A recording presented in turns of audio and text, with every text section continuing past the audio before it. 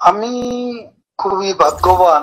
সেদিন আমার বেঁচে থাকার কথা ছিল, তখন হঠাৎ তারা আমার দিকে তাকায়।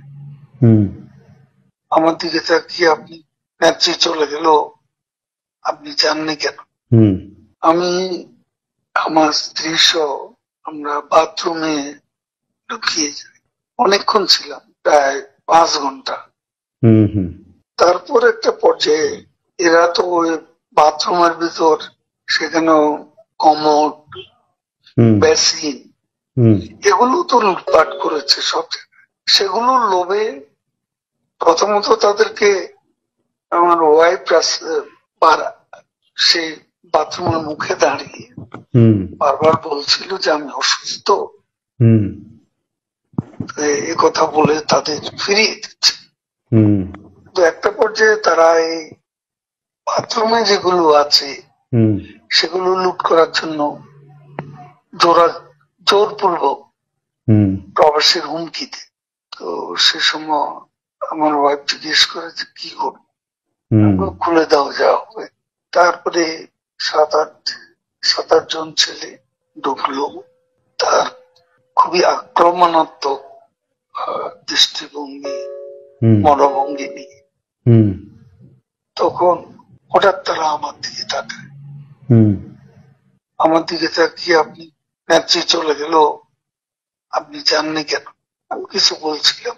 তারপর এই ছেলেদের মধ্যে কি ভাবের উদয় হয়েছে জানি না, তারা আমাকে বলে আপনার ছবি তুলবো।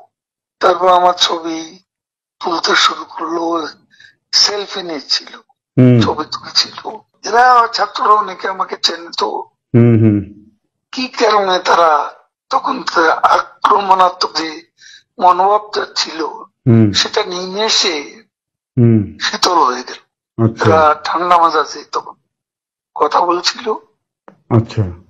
এদের মধ্যে আবার এক পর্যায়ে একটা গ্রুপ, তারা চেয়েছিল আমাকে রাস্তায় সেনাবাহিনী হাতে তুলে দিতে। কেউ কেউ আবার এটাও চেয়েছিল যে জনতার হাতে তুলে দিতে।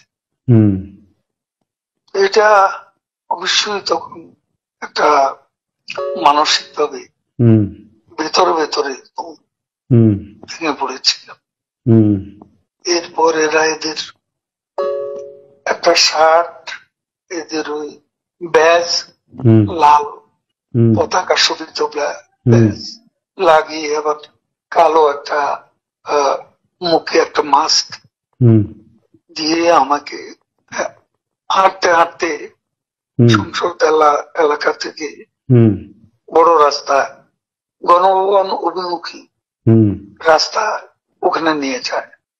ওখানে নিয়ে হঠাৎ করে কোত্থেকে একটা ট্যাক্সি আসে, এটা ইজি বাইক, সেটা খালি ছিল, ওখানে কোনো গাড়ি ঘোড়া কিছু ছিল না। ওটা হঠাৎ করে কেন যেন এসে পড়ল, হয়তো আমার ভাগ্য। এরা দুজনে আমাকে নিয়ে, আমার ওয়াইফকে নিয়ে ওটাতে উঠলো আর বলতে লাগলো, ওতে তো অসংখ্য মানুষ, চেক আপ সব জায়গায়। এরা বলতে লাগলো যে আমাদের চাচা চাচি অসুস্থ, হাসপাতালে নিচ্ছি, ডিস্টার্ব করবে না। এই করে করে নিয়ে গেল একটা অনেক দূরে একটা জায়গা। তো এটা হলো, ভাবতেও পারেনি ওরা যখন বাথরুমে ঢুকলো যে বেঁচে থাকবে।